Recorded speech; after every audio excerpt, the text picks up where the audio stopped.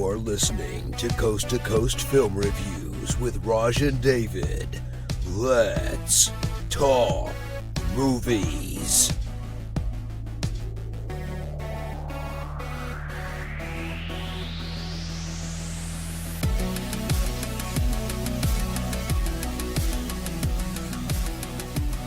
Hey, welcome everyone, young and old, film fans of all ages.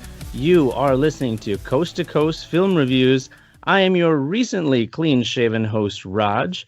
And now, here he is, a guy who never has lost touch with this public, mainly because his public never wanted him to touch them in the first place, the beautifully bearded David. Good evening. How's everything going tonight?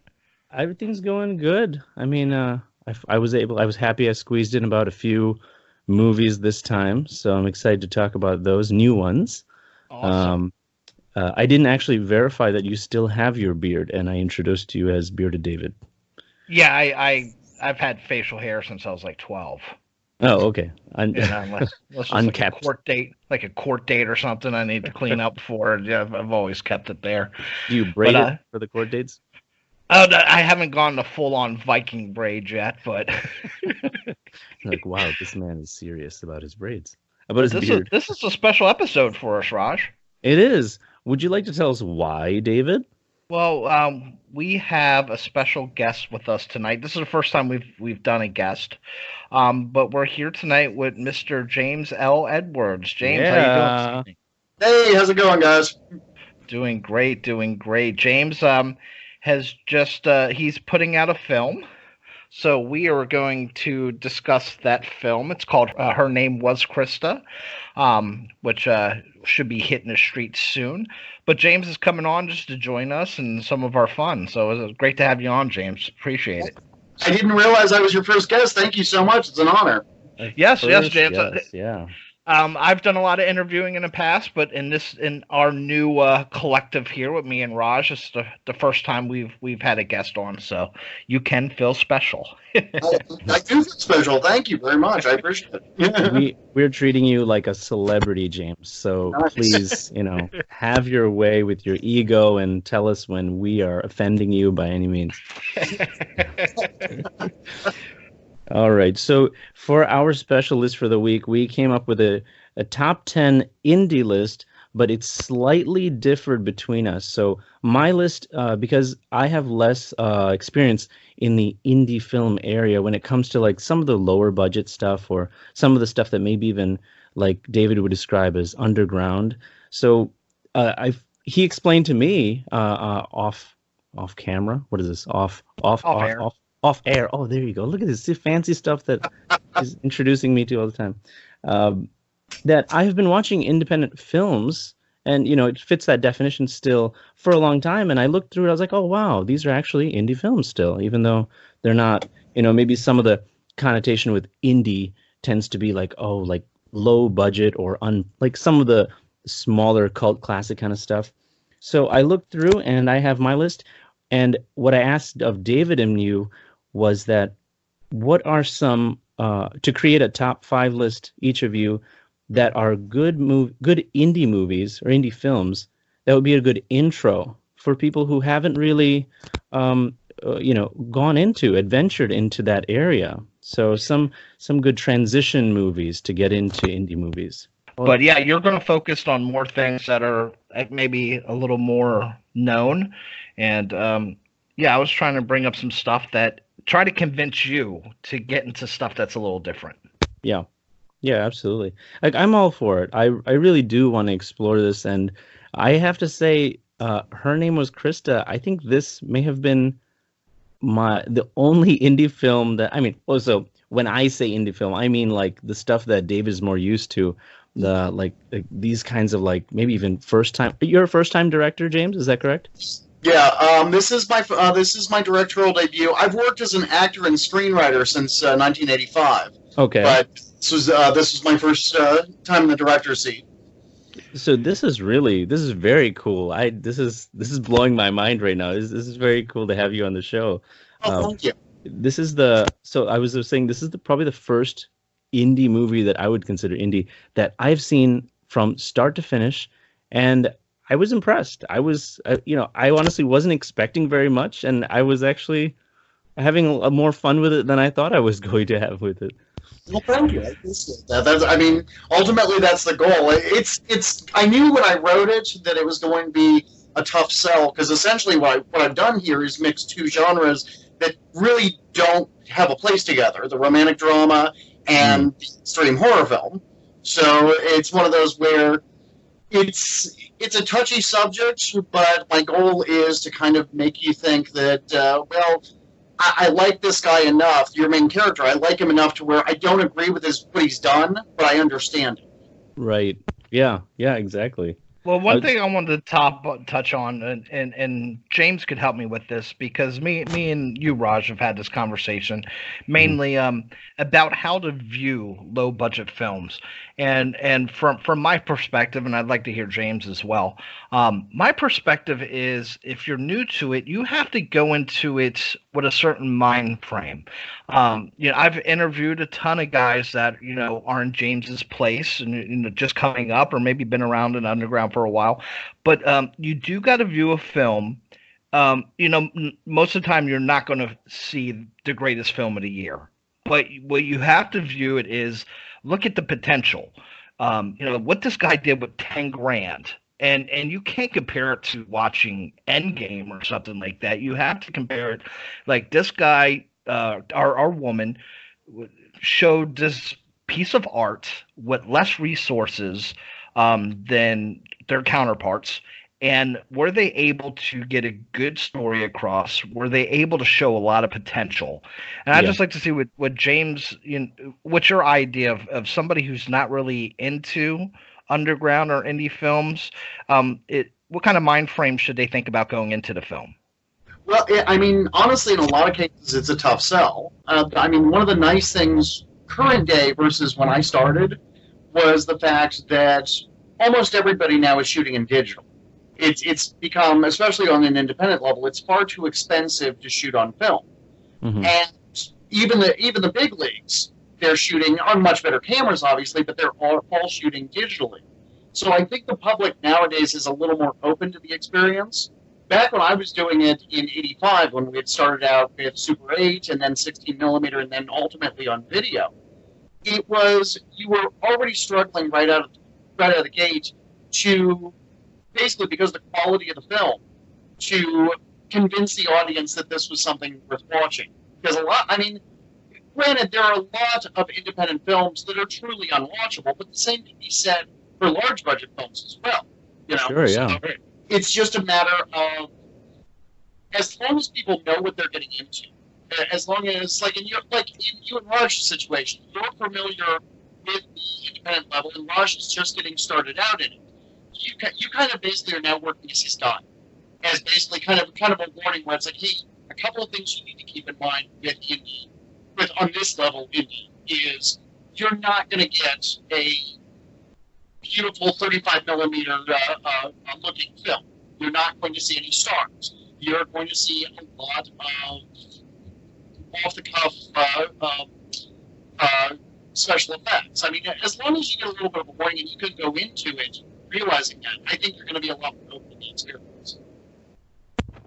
Yeah, I totally agree. And also a lot of these folks, a lot of them could be their first acting gig. So a lot of them are still trying to master their class, or trying to find their voice. Yeah, I get that. So that's one thing. It's you're not going to get a Daniel Day-Lewis or anything like that. Even though a couple of films that I'm about to bring up have some great acting talent. But how do you want to start this, Raj? Do you want to go ahead first, or? Yeah, sure. Let's do a change of pace. Usually I hand it off to you. I'll start off with these have not been ranked simply because that takes too much of my time. But my number 5 was The Invitation from 2016. Does anyone remember this? Oh, that's a good one. Did I knock one off your list, David? No, you didn't knock one off my list, but that's. I went a little bit more obscure on my list, but that Invitation is really good. I think the first time I saw that was on Netflix, and I wasn't expecting much, and I thought it was a really good film. I feel like ever since we stopped sharing our list with each other before the show, this is like a sort of like a game of Battleship. We're like, oh yeah, knock to your number 4. Like I already said it, and then you have nothing to say. I get like 7 or 8 just so I can scratch them off. So the invitation, briefly, I've seen it a couple times, and it's been a couple years now.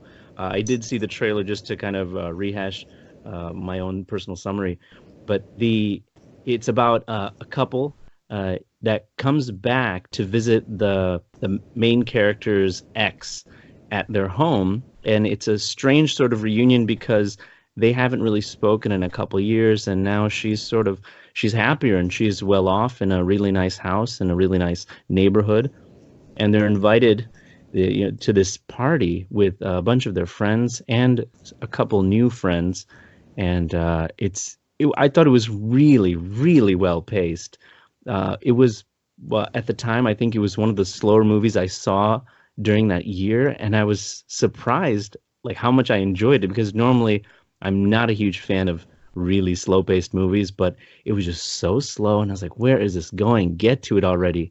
But the tension just builds ever so slowly during the movie. I'm like, oh, wait, what? And then the mystery sort of builds up, and if you're not paying attention, you miss out on the little key points along the way, as you're like droning, thinking, oh, it's so slow, and you miss out on these little things, and it was pretty satisfying. A couple of people that I talked to after I saw it, they were like, "Oh, didn't you notice this and that?" I was like, "No, I didn't." Like, I don't know. Sometimes I'm not in it as much as I want to be, or I just don't see it coming. But really good movie. I loved it. Yeah, it's a good one. I'll go next, and we'll save James for last. Mine. Well, first I have to do an honorable mention, which wouldn't be the same without me doing at least one honorable mention. This is probably one of my favorite horror films of the last decade. It's called Circus of the Dead, directed by Billy Pon. Billy Pon is such an awesome guy. But it's starring Bill Oberst Jr., who to me is probably the best leading man in indie horror film. Great actor. Oh yeah, he's so amazing. But it's about a group of sadistic clowns who go from town to town, and they're just psychotic serial killers. The FX is done by Marcus Cook, who in underground cinema is probably top 3 or 4 in that top tier of FX artists.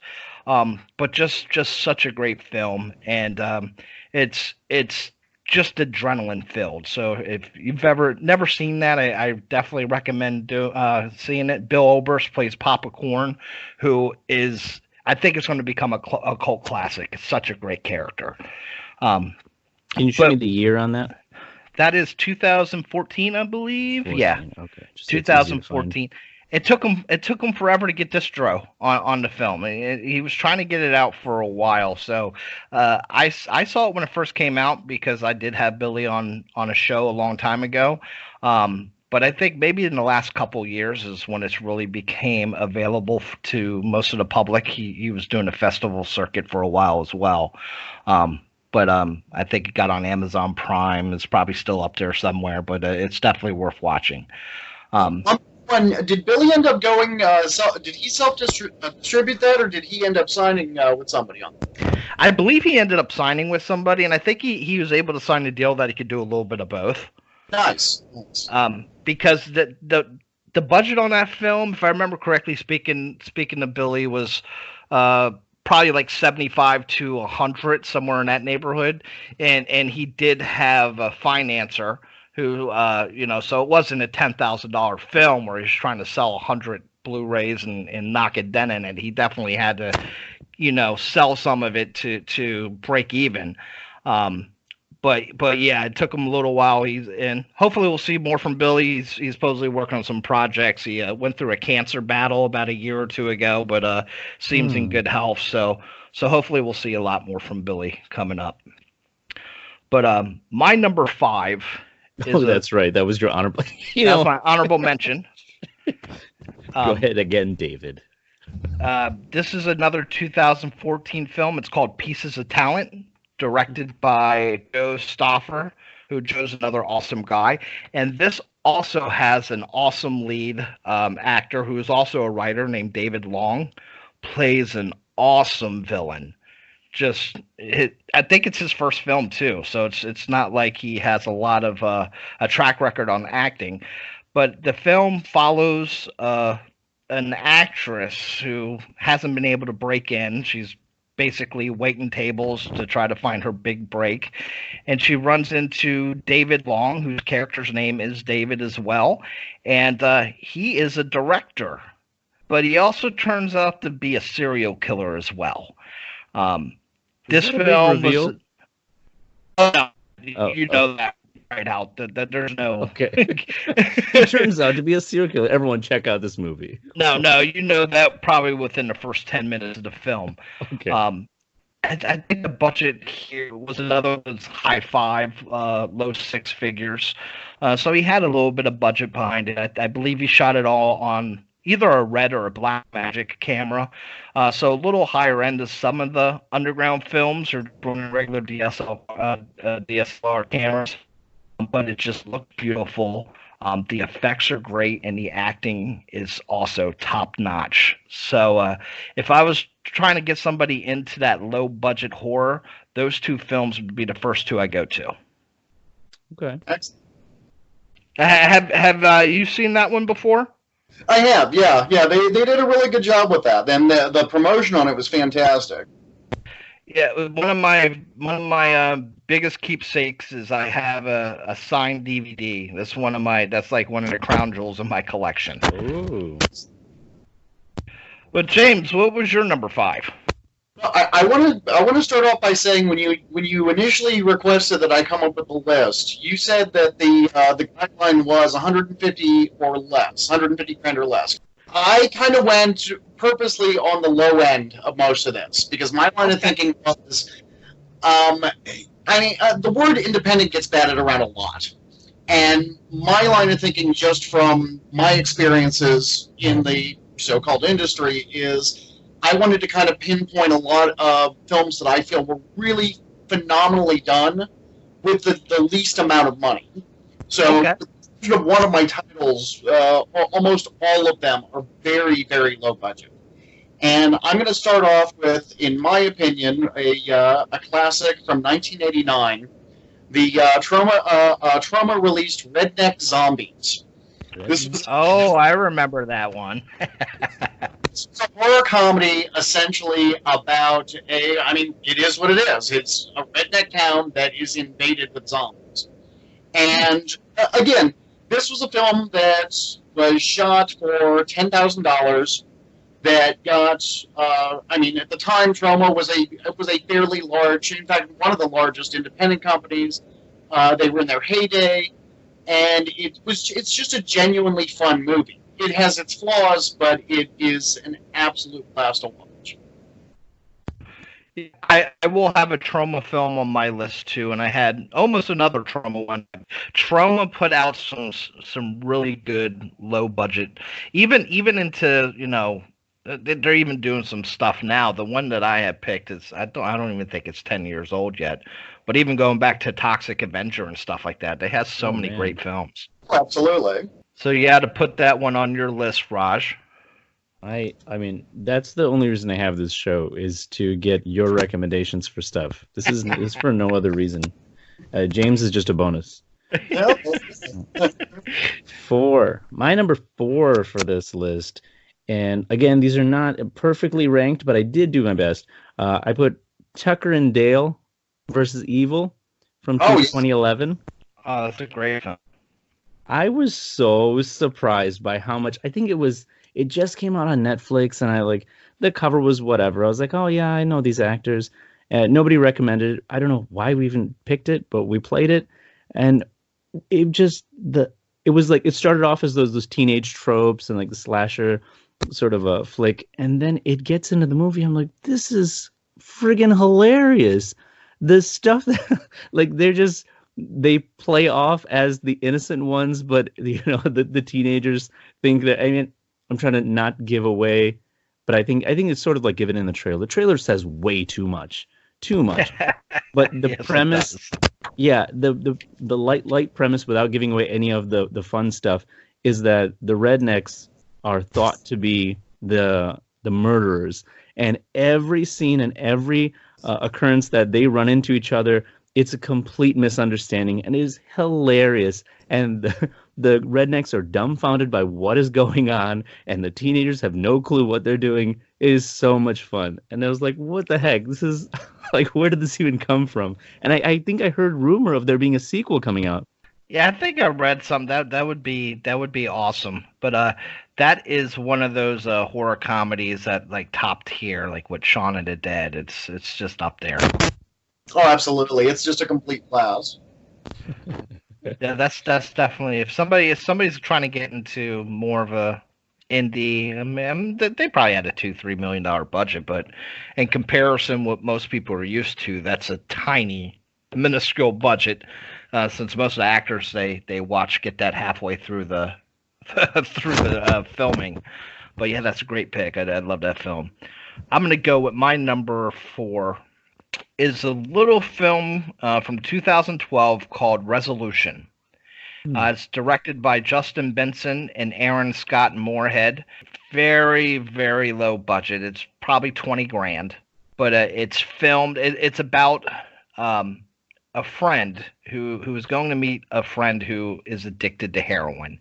He basically locks in his cabin to try to help him clean himself up. He's just distraught. He misses his friend.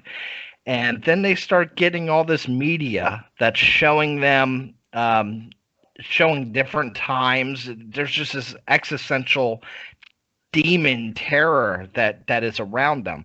Raj, I think you will like this because it does play a lot with time, and I know you're a big fan of time travel films. Heck There's yeah. more like time loops and stuff going on in this film. It's not exactly time travel, but it's just done so well.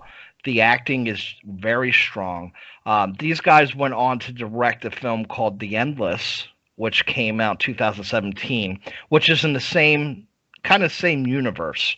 And that movie got a ton of praise. I saw that on a lot, like I think it was on Esquire's like list of top 30 films of the year in 2017.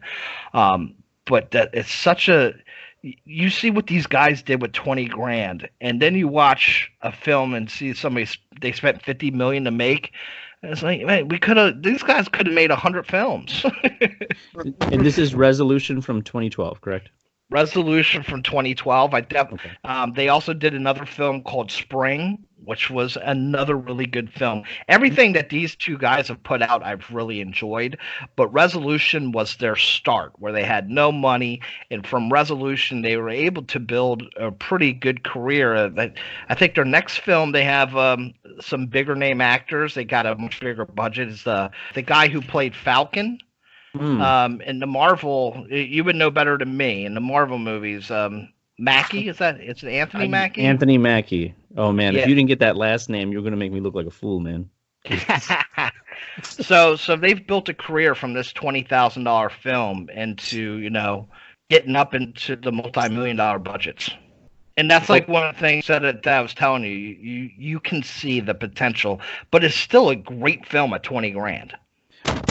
One more thing, with your guys' list, let me know, or at least, I mean, for the show, let us know the genre it sort of fits in. I mean, it sounds like so far we're talking thrillers and horrors. Is that where we're at so far? Resolution and Pieces of Talent would both be horror. Okay. That is where the best underground, low-budget film is made. It's just where it's at. So, James, what would be next on your list? Bless us with your number 4, please. Next on the list, number 4, was a film from 2012 called Found. That was directed by Scott Shermer. Found is a psychological horror film that goes to some pretty extremes by the end. And they were able to pull it off for an $8,000 budget. And you would never know it by looking at it. It is just a stunningly beautiful, genuinely creepy movie. A side note to that, they ended up doing a follow-up that was, there's a movie within the movie that the lead character rents called Headless, that they ended up doing the actual movie. And Headless is fun. It's nowhere near as good as Found, but it does star Ellie Church, who I love. So, I mean, that right there, that was worth the price of admission. That I fought really hard not to have that on this list. That was definitely like my number 7. That one should be on everybody's list, though. Found is such an amazing film. Just starting off from the animation and the title sequence on through, and I've spoken with Scott quite a few times, and yeah, he's an awesome dude, and the way that they were able to do that is it's a collective. They were all like roommates. The cinematographer, him, Shane, who does the special effects. They were just like 3-4 people who just got together and made a movie, and they did a brilliant job. They really did. And this is Found 2012, correct? Yes. Yes. Okay. All right. That Headless is more of a gore fest. Found is a lot more psychological. Don't get me wrong, Headless is fun, but compared to Found, it's just it's apples and oranges. It really is. Headless from 2015, I see. Does that sound correct? Yeah. Yeah. All right. These are awesome. Like I'm looking at, I'm typing them up, I'm looking them up, and like, oh man, they're really well reviewed, and it's like I never heard of these movies. Yeah, Found is one of those movies that I've actually used as a gateway film and let people watch it and say they made that for $8,000, and people are like, what? I was like, and it's probably a $1,500 camera. So and like, you see some special effects. There's a head. There's a head in there, and you would on a normal set they would have spent $3-4 grand to make the head. I agree. Yeah, exactly. Yeah, the effects are absolutely stunning, and it's just a really well written, well acted film. And the ending is just annihilation. It really is. Yeah. Oh, it's so good. It ends on such an amazing note. So yeah, I think you would actually like that one too, Raj. Okay. All right. That sounds good. I'm writing these even though I don't need to. Something in me is saying write these down too while they're saying these. I don't know. Getting all excited. That's a $6,000, $8,000 film that you were able to go buy at Walmart at one time. Yeah, he got a pretty good distro deal on that. So I was in Walmart one day, and I already had a copy, but it was a different cover. I was like, you know what? I'm going to buy this just because this is in Walmart. And it wasn't cut or anything, right? It was the full copy? No, yes, regular copy. And yeah, I don't think there's any difference in the cut at all. Same exact runtime. Walmart has issue with Satanism and satanic symbols, but they're okay with full-on gore in the movies. They care about the title and what you put on the cover art. Exactly. They don't care what's on that disc. Yeah, in most cases, they just end up watching the trailer. They don't even see the movie. Oh, I was gonna say, do they have screeners like to view the whole movie through to even make sure like, oh, this doesn't abide by our principles? Oh, typically not. No. Be there, yeah. So we're on to your number 3, right, sir? My number 3 is, I believe it was originally French, and I saw it with subtitles. Haute Tension or High Tension. Yeah, absolutely. I found a third name for it. Yeah. A third name, I think it was called also Switchblade Romance. I don't know if that's okay. That's valid. From 2005. This was probably the second like foreign horror thriller. Not really horror. Is it horror? Horror thriller. Oh yeah, I would definitely put that in the horror category. Yeah, that I saw during a period of time when I was exploring that whole foreign aspect in Korean movies and Korean horror, and I saw this and I was like, wow, like it blew me away because I was never exposed to foreign. I hate saying foreign Hollywood. You know, like I don't know what they call their Hollywood, but foreign movie industries. Like I didn't realize that their movies are just as good, if not better. Just the production quality and things of the movies, and the acting, and the gore was done so much better too. Like when we have some of these cheap horror movies that just come and go, like they show up in theaters and they're gone like the next week, and they get crappy reviews and nobody wants to see them. but like these movies are done so well. And I was like, wow, it's crazy. And the story was really good too. So I really enjoyed that. And like I said, when I was making this list, I didn't know that, some of these are independent films. Well, that it's part of that. It was one of the first entries of that new French extreme horror movement. That, along with Martyrs and Inside and Frontiers. Oh, yeah, Which that's when I we talked about it. I recommend all those. But I think High Tension has one of my favorite kills ever, which is the head in the banister with the what would you call that? That piece of furniture. Decapitation. It's one of the best murder scenes ever, but a lot of people get upset about the ending on that film. It didn't bother me much, but I just thought it's awesome, fun film to watch. Yeah. For me on that one, it impresses me because it is a really, especially for that time period where there was that French extreme movement. I do feel that was the best of the group. I absolutely do. I gotta go on the opposite side though, where it's like where I love the movie, I hated the ending. Just absolutely hated the ending. Now, the director, and why can't I remember his name? Alexandre Aja, who's pretty big. He did Crawl.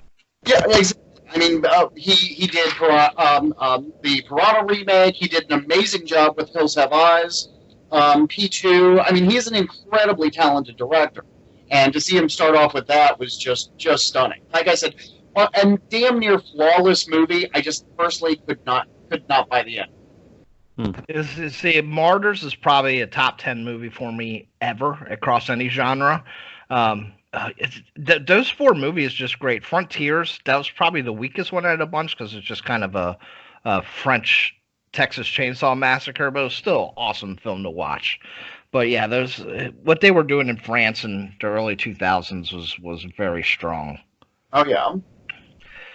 So I guess I'm going to go to my number 3, and this is a three. trauma film. This is a trauma film, and this movie I love. I love this film so much. If I don't watch this every 6 months, once a year, there's something wrong. But it's called Father's Day. Oh yeah. It's done by Ashron 6, who also, for people who don't know this film, a couple of the guys from that collective did The Void, which came out a couple years ago, which was also an amazing film. Father's Day is more of comedy horror, I would say. There's a lot of comedy.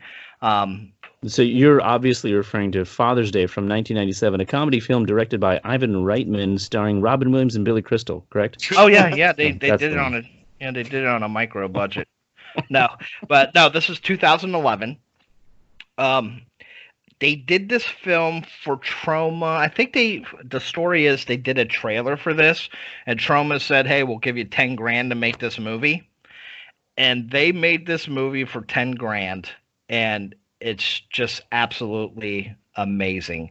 Astron 6 is a collection of 6 filmmakers. Some of the guys do special effects. Half of them act in the film. It is just such a mixture of some graphic carnage, but also just so funny at the same time. It's hard to even explain the film, but you just have to go in, not know much about it, and it's just so funny.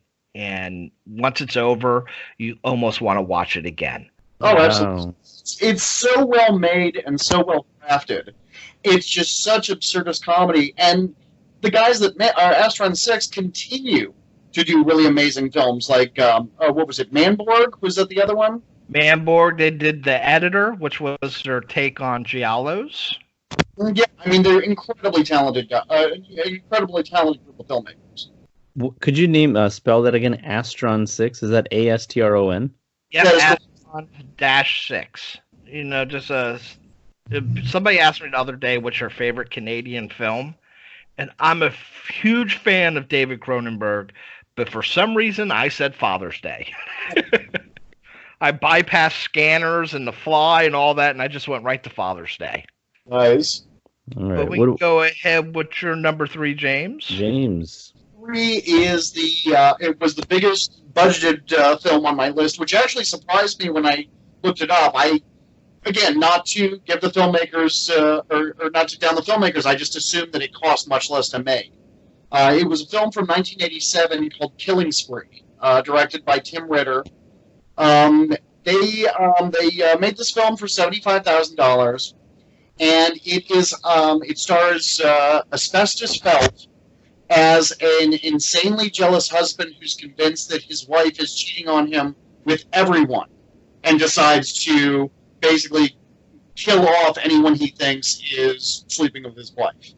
And it is this absolutely surreal, just absurd horror film that is definitely in my top 5 as far as indie films go. I have not seen that one. I know Tim Ritter, and I've spoken to Tim Ritter a few times. I'm gonna have a sound effect. I have to find a distinct sound effect to go off every time that you say that you have not seen this movie and you're surprised by it. It's like a something. I just saw the cover art for this. This is the kind of cover art I miss. Killing Spree, this thing. Oh my gosh, it's just so lively and crazy and just like and this guy's hair. What is this guy's hair? And that's not an artist's interpretation. That is literally what the guy looks like. So.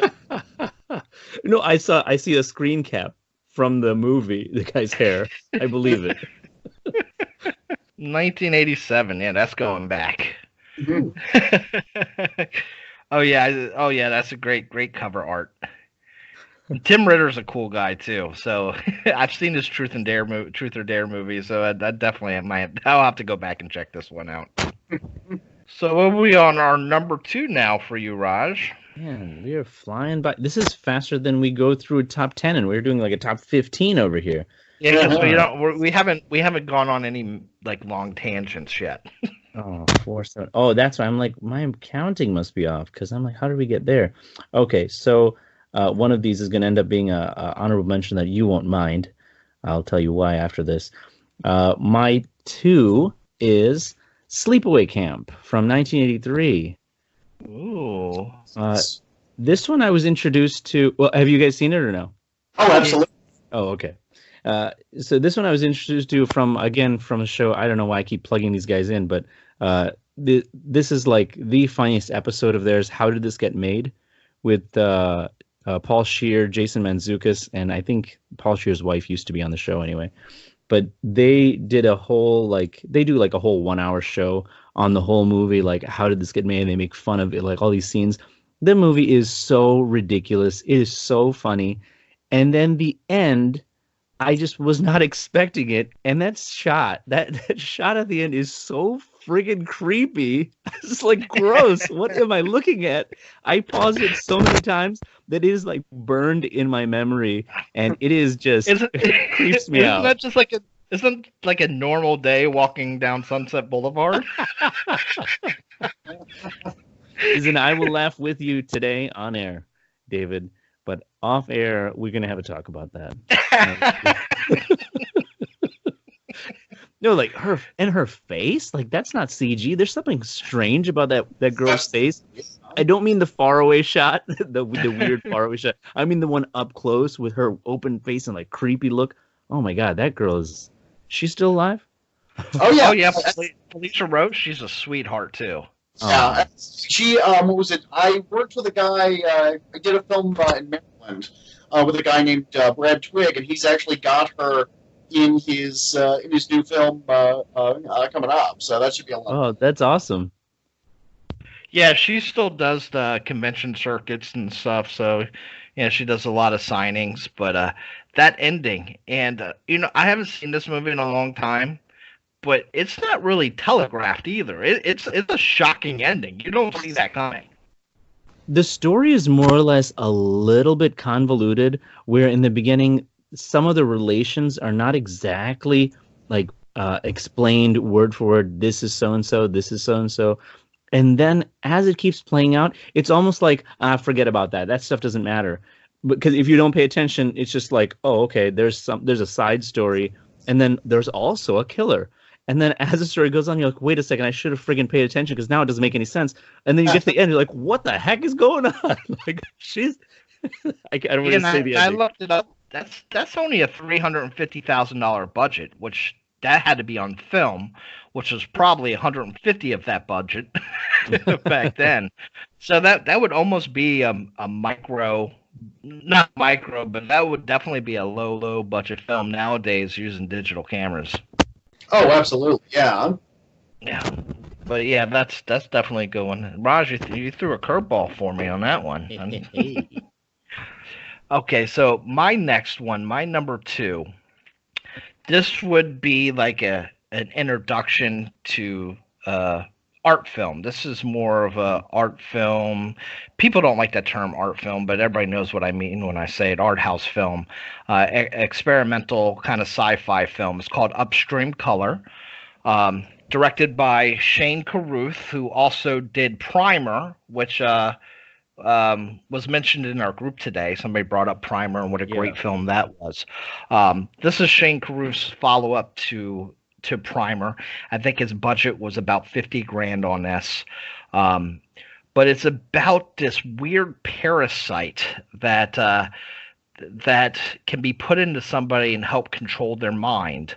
And after that person's mind's controlled, they take that parasite and they put it inside these pigs. And through this, a guy is able to sample these people's lives. Like somehow this parasite holds on to all their memories. And he's just for his own gain, his own fun. He just messes with these people's lives. The brilliant thing about this film is that its whole intention is to confuse the hell out of you because the characters are confused, which leaves it open to so many interpretations, which is great when you're trying to introduce somebody to art film where they can see different narratives and different themes going on and they can say, wow, this is just incredible. Did they do this because of this? And they can come up with their own kind of interpretations. And the film's so insane, they're probably not wrong. But it's just shot beautifully. It's just so strange and weird. And he accomplished this with $50,000. So it's a pretty incredible film. Yeah, I was going to say that's almost it was almost a counterintuitive way of looking at it when you said that it's so confusing, and then I was like, wait, how is this a good intro pick? But then you said because they can come up with so many different narratives or reasons for how something's occurring, and that gets people talking, and just the fact that you can think your way through it and not just be like, well, that didn't make any sense. If there's only one flat way through the movie, then you're like, oh, that didn't make any sense, and just dropping it like that was a stupid movie. But if you have some kind of, a lot of different ways to see it, then you're like, oh no, it was this way. It gets discussion going. I'm sorry, what was this called again? Upstream Color. I'll have to check that out. That sounds really interesting. I'm familiar with that one. 2013. It's a very strange film. So if you like strange, just weird stuff, it would definitely be up your alley. Excellent. And so we'll go to James's number 2. James number 2 was a film from 2011 called The Taint, with directed by Drew Bolduc and Dan Nelson. And The Taint is a bizarre horror comedy about a company that basically comes up with a penis enhancement drug. That its unfortunate side effect is it turns its users into misogynistic women killers. Oh, and it's got a real minor edge post-apocalyptic feel to where now the survivors are basically trying to. It's basically a war on women by the end of the film, and the survivors are trying to band together to stop it. And it's just totally bizarre. I was done on a budget of $6,000, and it's just absolutely amazing. The guys that, at least one of the guys that did it, went on to do effects for the new Class of Nukem High films. It's just an absolute, it's an absolute favorite. And their big claim to fame is that they're claiming that this movie has the most exploding penises you've ever seen in a movie. Wow. That's a pretty big claim. Yeah, we were talking earlier, James, that another Troma film almost made my list, and that's The Pick. Oh, okay, there we go. So another great output by Troma, yeah, I've actually got to interview Drew in the past, and that is such a fun, insane fucking movie. Would you suggest this movie, James, for those who follow the Me Too movement? Absolutely. Yeah, I mean, they're going to be a huge fan, definitely. Because actually, I was thinking like, well, they do suffer Right. because of it. The penises do explode, although they are the victims. So it's kind of a win, lose, win. Well, you can also look at it from the feminist perspective that men are just guided by their penises and kind of lowers. So depends on how you look at it. Sometimes I think you surprise yourself with your sensitive side. See, it comes out and you're deep. You're deep. Acting is so deadpan. It almost reminds me of Napoleon Dynamite a little bit, how deadpan the acting is, but it's hilarious. What year is this? That would have been 2011. So we're going to your number one now, huh, Raj? Already.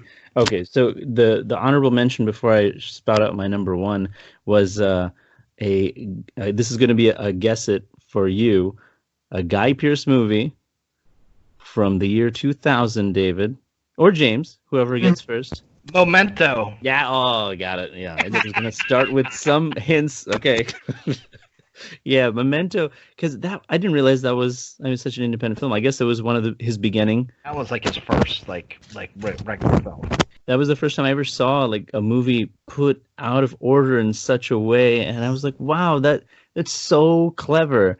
And you'd think like just the normal pattern of putting a movie from start to finish, like isn't that like thrilling, or isn't the mystery building enough? But to put it in reverse or that way, just like, wow, what, that doesn't, like, you think it would make sense, but wow, it made so much sense how he did the story, and he did it so well.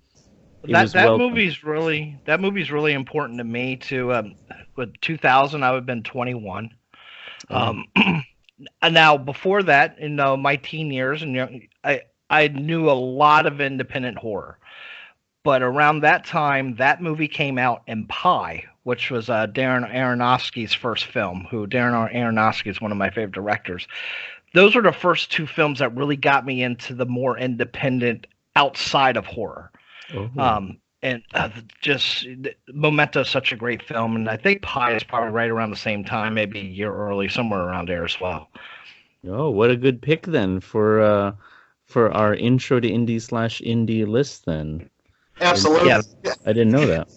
If you're looking for a little more of an art house film with the same feel of Memento, another thing that you might want to check out is a French film called Irreversible. Yeah, don't watch it with the wife. Yeah, no, I have seen. I want to say all of it, but I think I might have had it might have been too much for me at the time. I'm not sure I finished it actually. Yeah, I was. I do someday. I will see it through because I know it was done well, and I get a lot of words from David about that I should see it and finish seeing it and whatnot. But I'm a huge Gaspar Noé fan, so that I actually think he does that gimmick better than Nolan. Ooh. I think it's a lot more tension in that film. Obviously a lot more.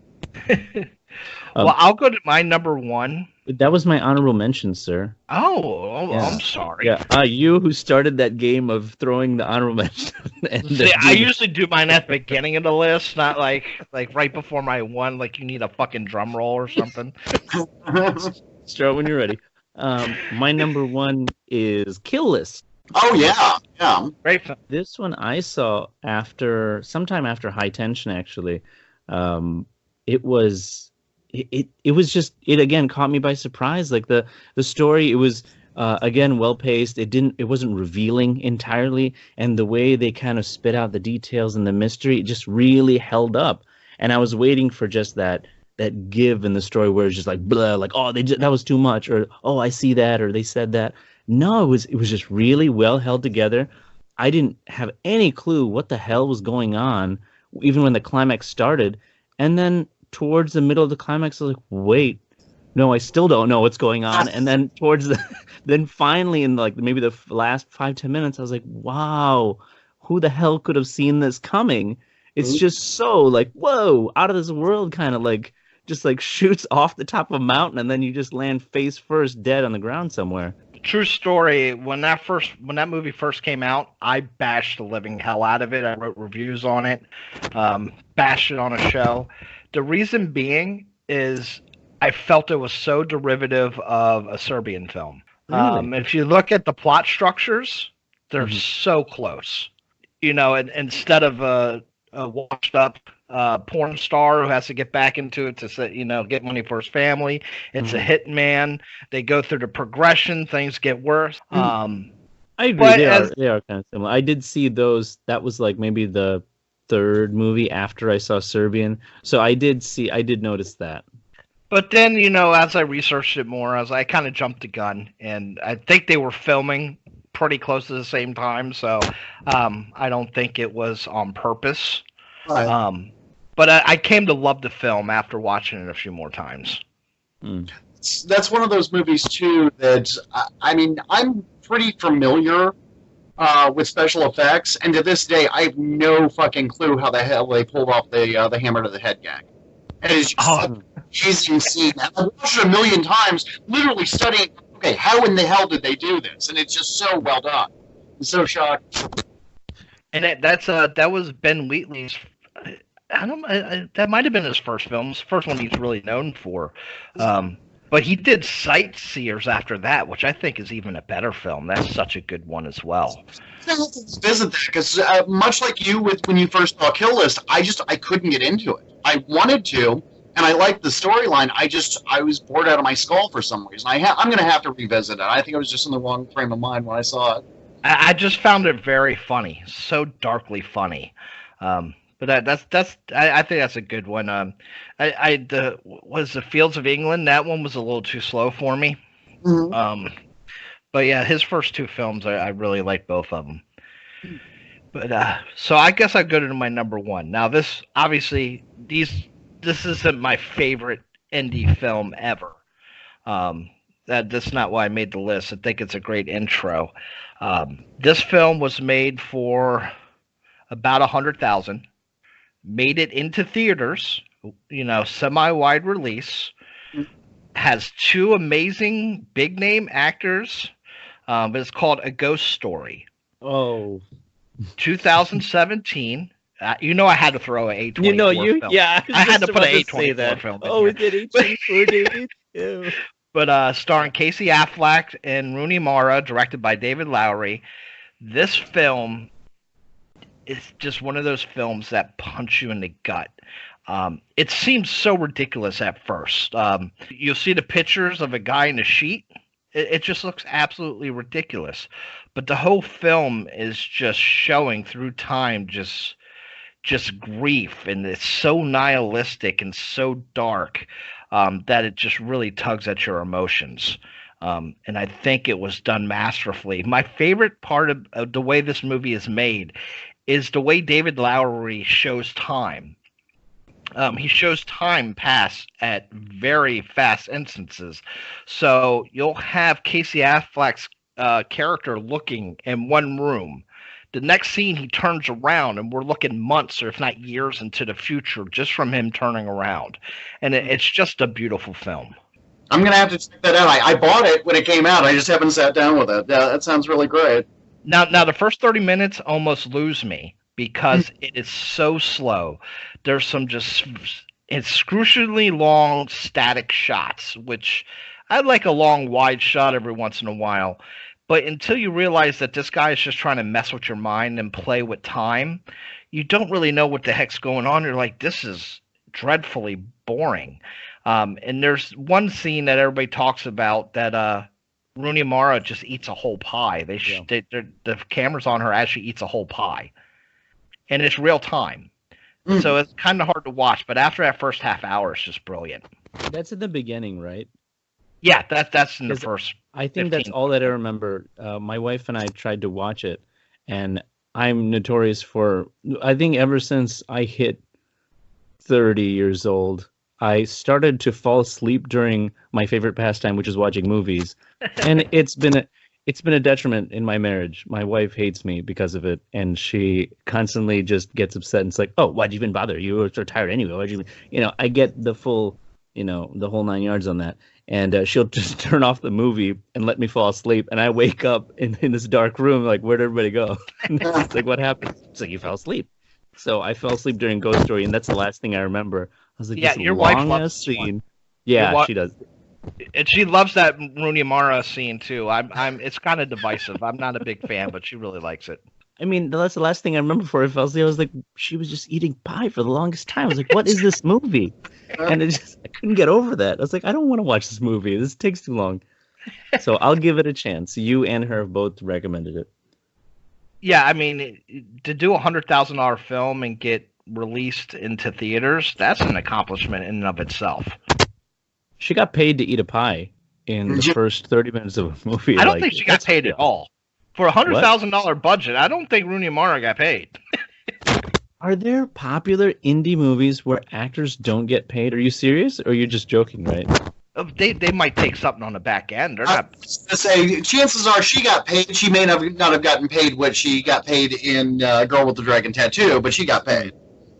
If you look at it, it made 1.9 in the box office on 100,000, so they cleared $1.8 million. She probably makes more than that on a normal movie. Casey's awesome. I love Casey. That one was that Gone Baby Girl Gone Baby Gone Girl Gone Baby Girl Gone. One of those. Pick one. Look it up. Google it. It's up there. It's pretty good. That Bostonian accent. I think that's in there too. Him and his brother. Ben ditched us. All right. Ben ditched the cape, and he doesn't want to do it anymore. Garner's out of his life. I like Robert Pattinson more anyway. You know what? I'm excited for it because I'm always excited for any new superhero kind of stuff, any changes like that. Maybe it'll be a huge hit. I hope so. Off topic. They're saying he's having issues bulking up. I mean, the guy is like, 8'9". He's friggin' so lanky.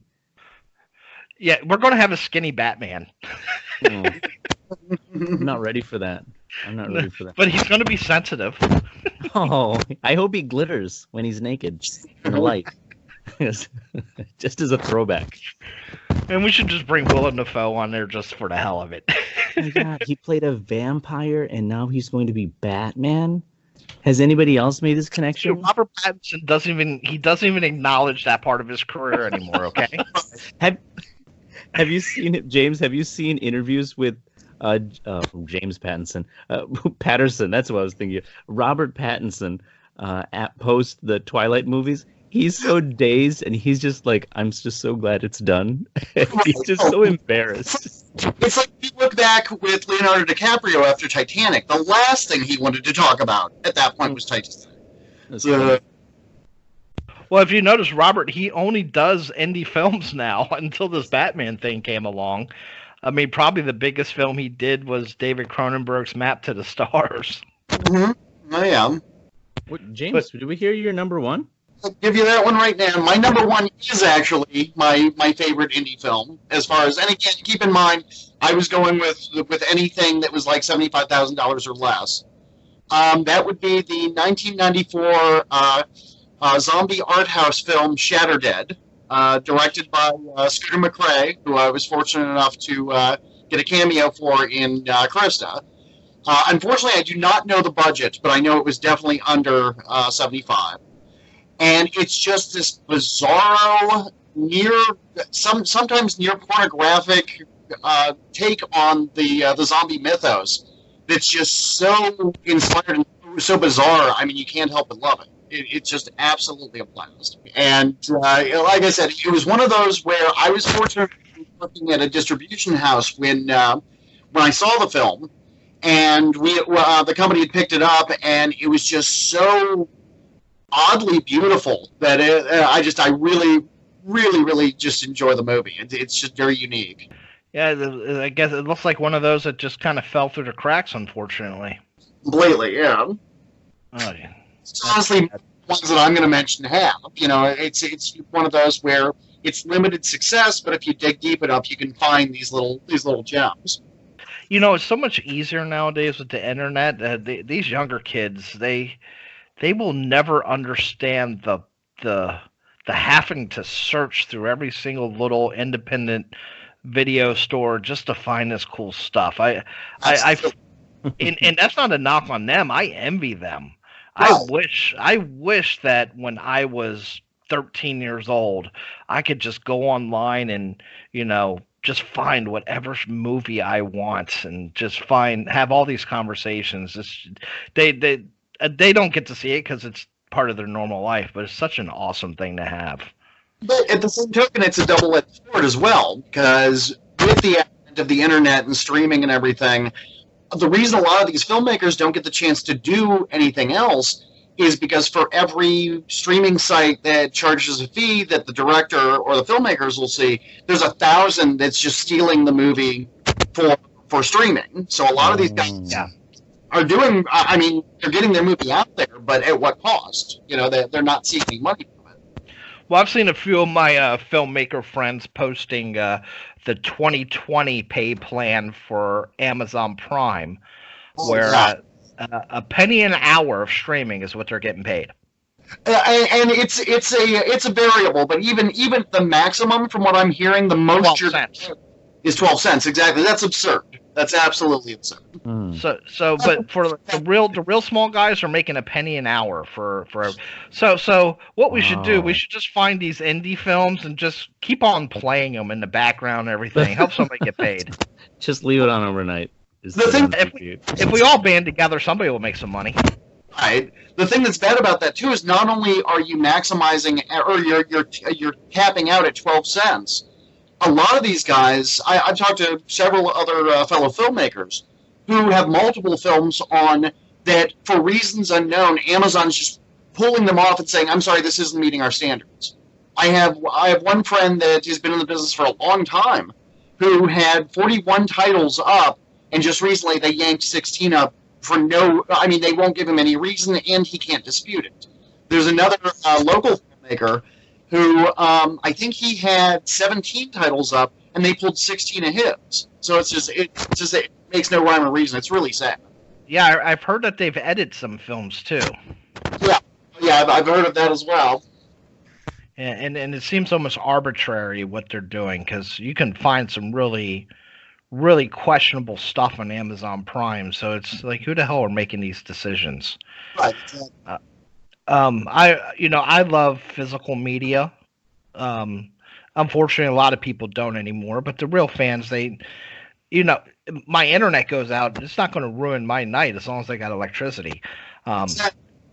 But it just, especially for an indie film, it's just nice just to have that physical piece of media, and knowing, because Amazon can take it off any day, and what happens to these movies if we don't have physical representation of them? We're not archiving them. We need to archive these films. And believe me, I wish there were more people like you. We've gone from basically a day where indie guys were doing 3,000 to 4,000 units to now you're lucky, even with a bigger indie film, to sell 1,000 units. It's a shame. It really is.